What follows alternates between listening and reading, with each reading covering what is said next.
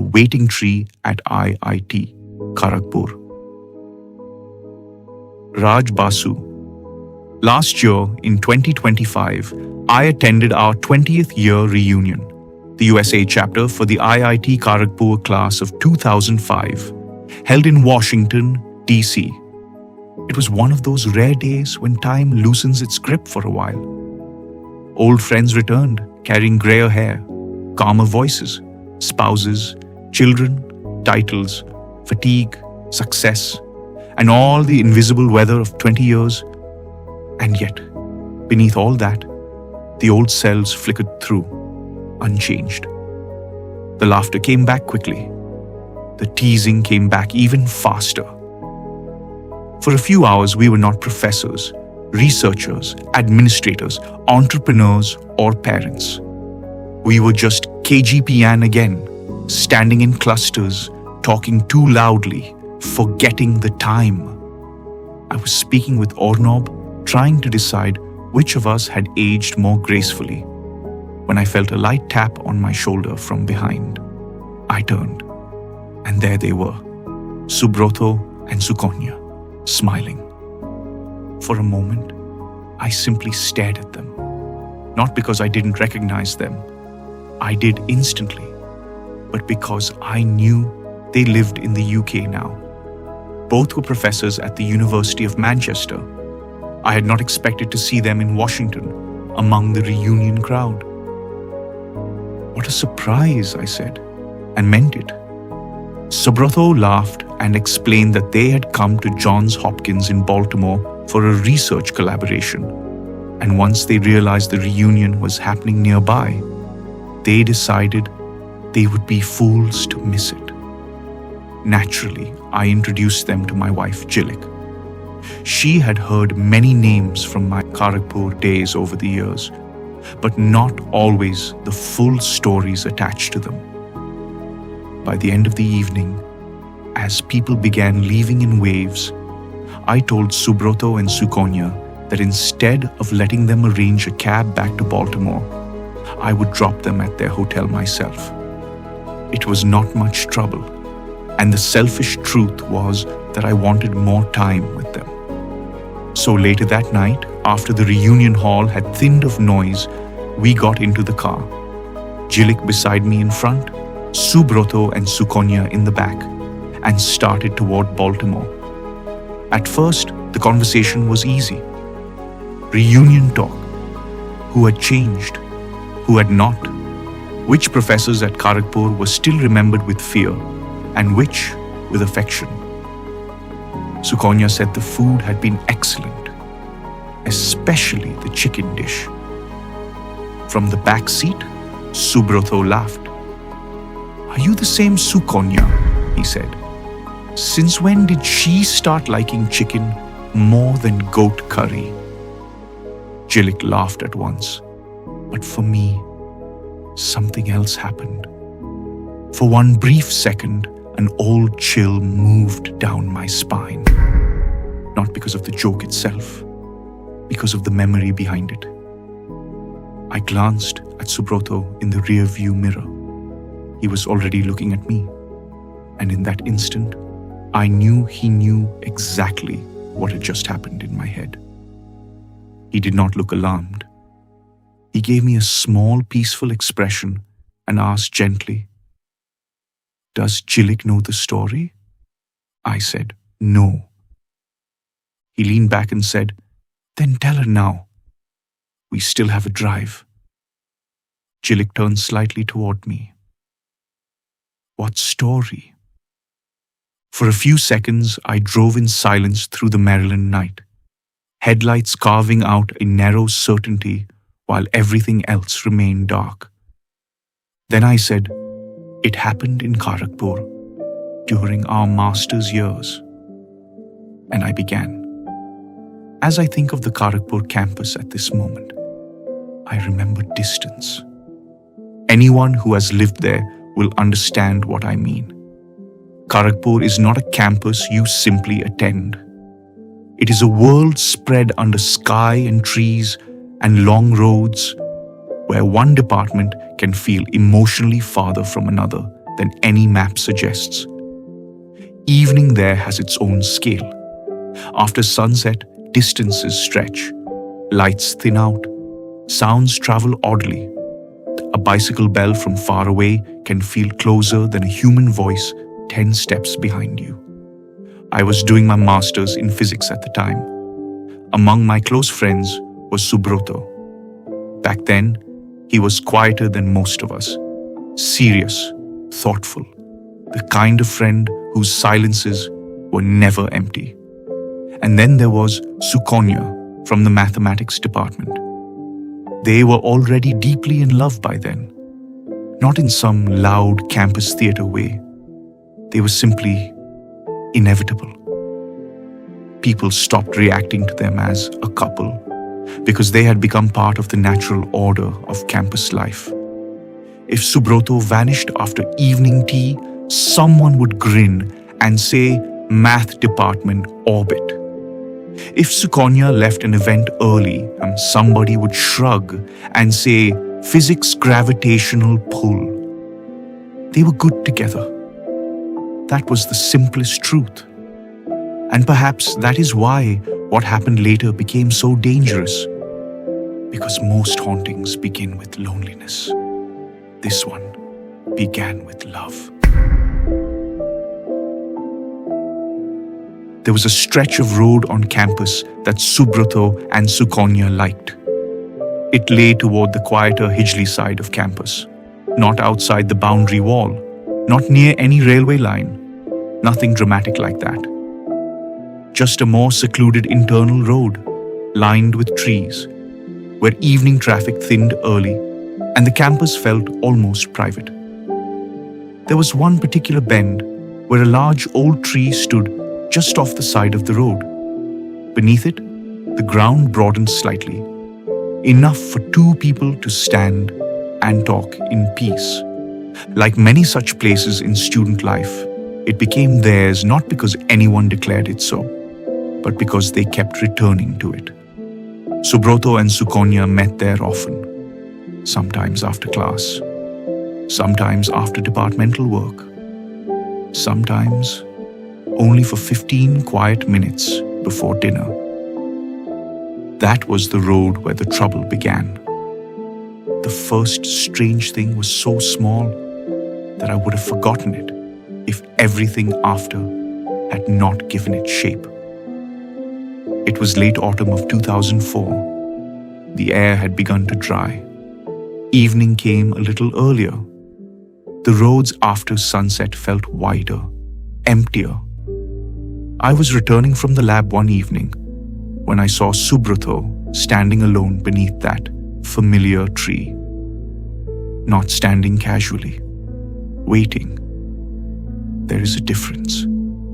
Anyone who has waited long enough knows it. I slowed my cycle. "Waiting for Sukanya?" I asked. He looked at me as if surfacing from far away. Then he smiled.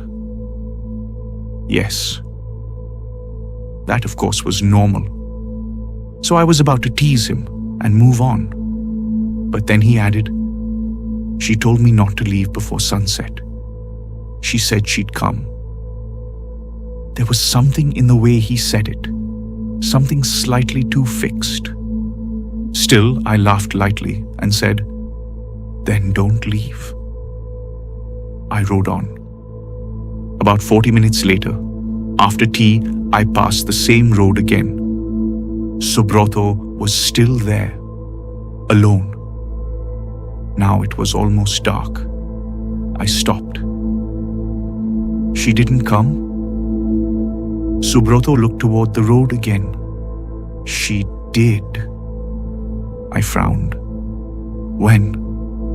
"A little while ago," he replied.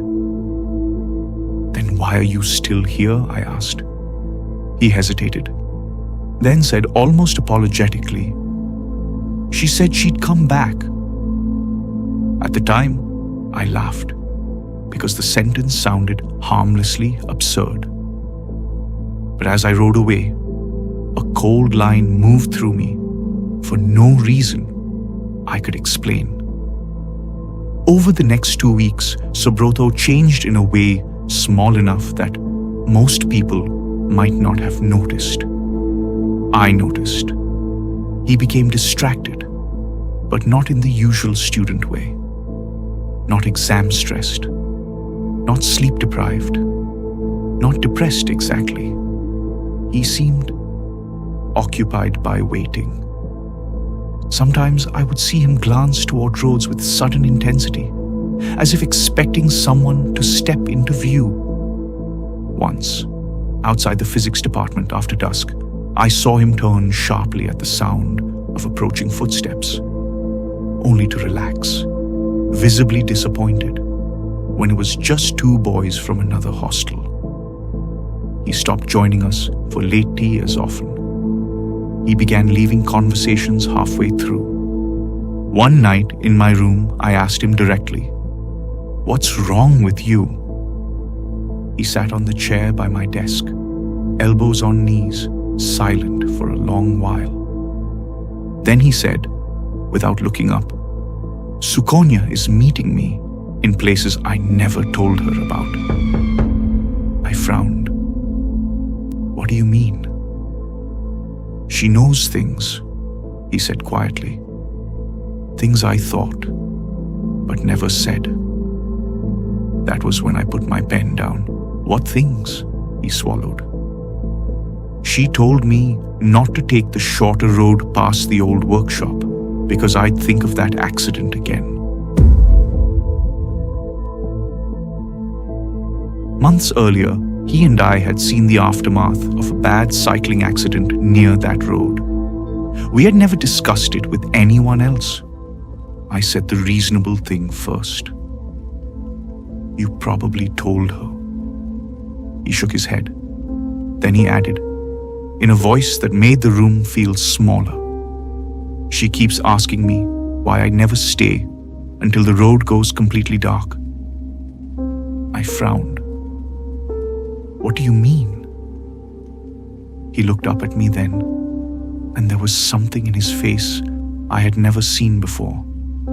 Not fear exactly, but the beginning of confusion turning into it. "Sukanya," he said. "She says the place feels different after the last light fades. She says that's the real time of the evening, that everything before that is only waiting." I said nothing. He swallowed. "And the strange thing is, she says it as if we've spoken about it before, many times, as if I'm the one forgetting." For a moment, I could think of no sensible reply. Not because the words were dramatic, because they weren't. He said them plainly, almost apologetically, and that made them worse. I asked carefully, "And what do you say?" He gave a tired, uneasy half smile. "I tell her I have hostel dinner, assignments, a normal life," he said. "And she just laughs softly and says, 'You always leave too early. If you stayed a little longer, you'd remember.'"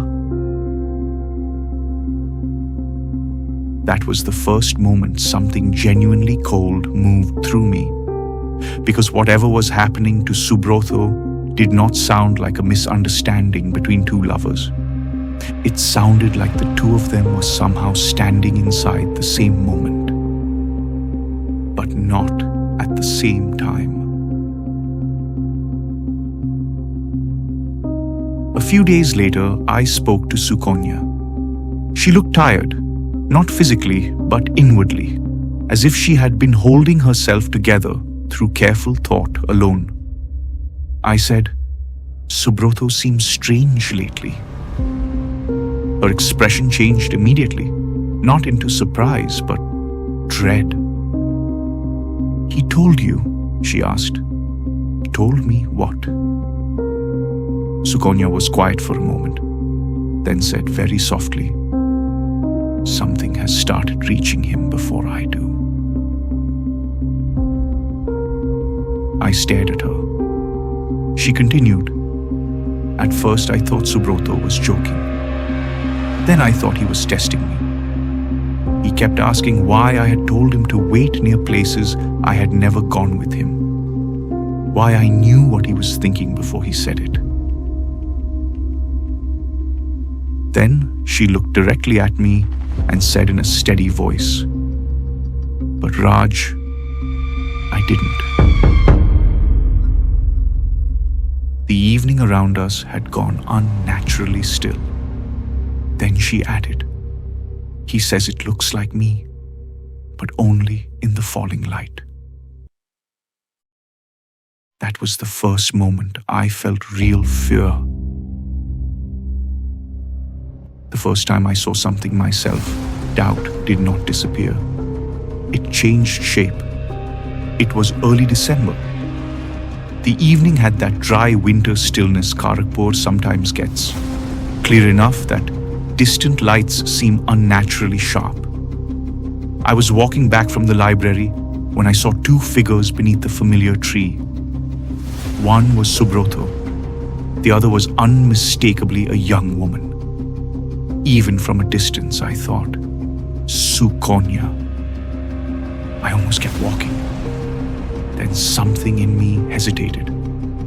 The woman stood on the darker side of the tree, where almost no light reached.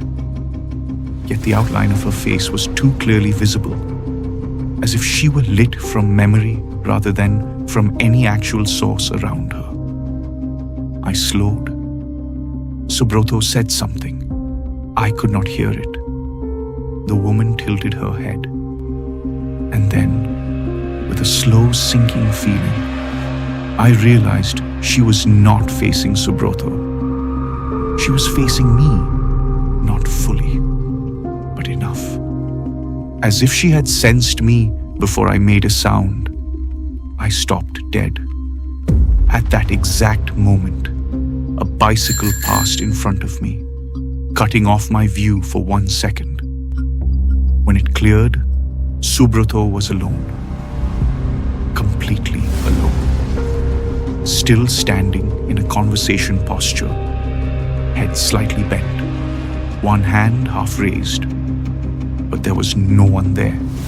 No departing footsteps. No flick of cloth. No movement. I called his name. He turned sharply. Then he saw my face. And in that instant, I knew he understood what I had seen, or half seen, or failed to see properly. He walked toward me. "You saw her?" he asked. I heard myself answer, "I saw someone." He closed his eyes. That was worse than denial. After that, the whole thing changed. Sukanya grew more frightened. Subrata grew more attached, not to the thing itself perhaps, but to the possibility that it might really be her. That is how hauntings like this become dangerous. Not through fear, through hope. It remembers our conversations, Subrata told me once. Things only she would know. When I repeated that to Sukanya later, she shook her head almost violently. "No," she said. "It knows what Subrata knows." That distinction chilled me. A thing doesn't need to be your beloved to resemble your beloved. It only needs access to your longing. And longing, I realized then, may be the easiest door in the human mind to open from outside. The breaking point came on a night I still replay often. Subrata vanished after dinner. Sukanya came looking for me first. By then, the three of us had become a frightened little triangle around the same problem. "He left me a note," Sukanya said. It was not a letter. Just one line on torn paper. "She wants to meet under the tree." We both knew immediately what that meant. The Hijli side road. We went quickly, without speaking much. The air was cold by Kharagpur standards. Breath showed faintly. Trees leaned inward over the darker stretches. The campus noise thinned until our own footsteps sounded too loud. We found him near the bend, standing still, facing the tree, and beside him, for one terrible second, stood Sukanya, or the shape of her, same height, same drape of dupatta, same stillness. But the real Sukanya was right beside me, fingers digging into my wrist. Subrata heard us and turned. The figure beside him did not. It remained facing the tree trunk, as if waiting for something older than us. Then slowly, impossibly, it lifted one hand, not waving, indicating the empty place beneath the branches.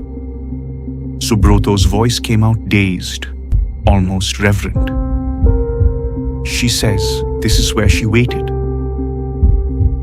Sukanya then shouted Subrata's name. This time, the figure turned, and from the front, it was not Sukanya. Not fully. It had her outline, her youth, her clothes almost. But the face was wrong in the way reflections are wrong in dreams. Features arranged with near accuracy but not inhabited. Eyes too still, expression too patient, like someone had built a Sukanya out of memory and waiting. Subrata took a step toward it. I grabbed him. He fought harder than I expected. Leave me! The figure remained where it was. The whole road seemed to tighten around that one impossible scene. Then Sukanya stepped forward and said, in a voice shaking but clear, "You are not me." The figure turned its head toward her. The air changed at once, not colder like weather, colder like a room where something has just died.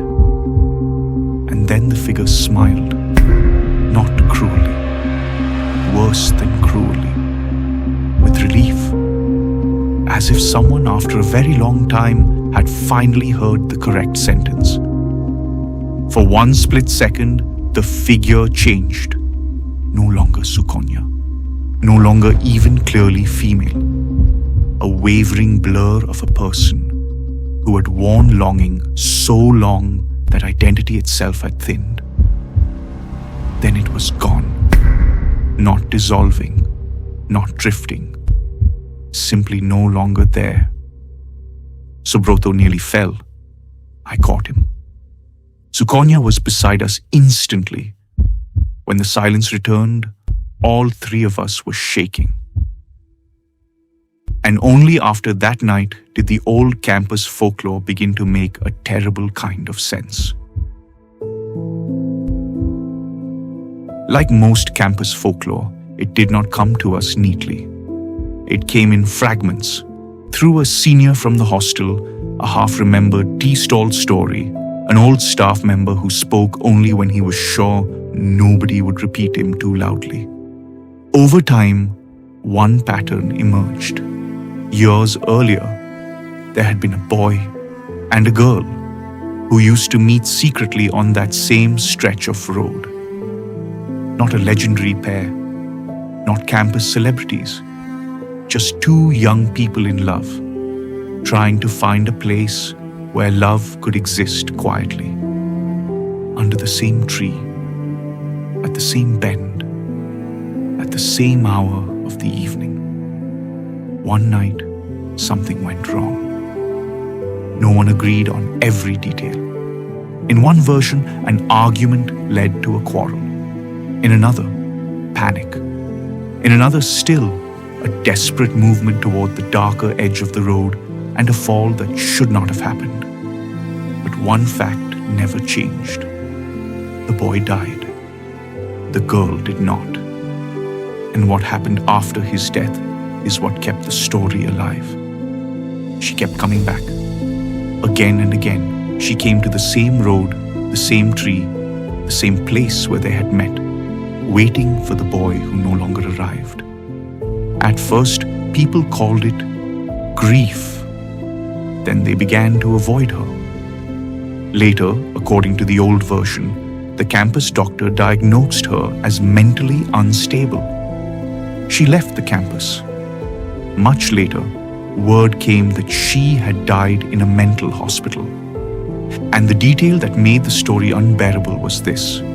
During her time there, she reportedly said the same thing again and again. She wanted to go back to campus. She wanted to return to that road. She wanted to wait for him there. Nothing about this was ever proved in the hard, official way. What we had instead was the stubborn persistence of memory. Too many people remembering the same wound from different angles.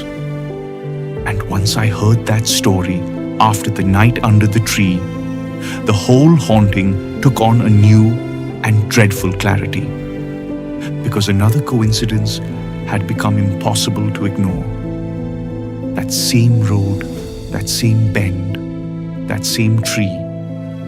Subrata and Sukanya had also made it theirs, not knowingly, not in imitation, simply by the innocent logic of young love. They had drifted without knowing it into the exact geometry of an older grief. The same waiting place, the same ritual, the same expectation. I'll meet you there. Was that what had begun to happen? Had some old, unfinished waiting, rooted not in hatred but in love warped by loss, stirred when another young couple unknowingly stepped into the same pattern? Was it that dead girl, or whatever remained of her longing, that had begun approaching Subrata in Sukanya's shape? Not because it wanted Subrata specifically, but because he was now standing where another boy had once stood, waiting where another girl had once waited, under the same tree, at the same hour, with the same faith that someone beloved would arrive from the dark. If that is true, then what reached for him was not exactly a ghost. It was waiting itself, waiting old enough to outlive memory, waiting patient enough to borrow a face, waiting hungry enough to mistake any faithful lover for the one who never came back. After that night, it stopped. No more notes, no more false meetings, no more dusk sightings. Subrata recovered slowly. Sukanya stayed close to him, closer perhaps than before. Not from fear alone, but from the knowledge that love sometimes must defend its own shape. They eventually married. But I still think about that road, and I still think about the possibility we never proved, but never escaped either. If a thing comes to you in anger, you recoil. If it comes monstrous, you run. But if it comes in the shape of the person you love, standing where love has always arrived before, what chance do you really have? And perhaps that is also why it stopped. I cannot prove that. I never will. But over the years, that has become the only explanation that feels emotionally true. Maybe whatever haunted that road didn't retreat because we defeated it. Maybe it stopped because for the first time in all those years, it was seen correctly. That night, when Sukanya stood there and said, "You are not me," she may have done more than reject an imitation. She may have broken the mistake that had kept that old waiting alive. If it had survived by borrowing a living face, by slipping unnoticed into a familiar pattern. Boy waiting, girl arriving, evening deepening under the same tree, then perhaps the moment that borrowed shape was denied, the pattern itself failed. That possibility has always stayed with me. Not because it is comforting, because it isn't. It suggests that what ended that night was not a victory, not an escape, not some dramatic breaking of a curse. It was a recognition. And sometimes recognition is more final than exorcism. So yes, after that, the road became only a road again. But even now, I am not sure whether Subrata and Sukanya were freed from it, or whether, at last, it was freed from them.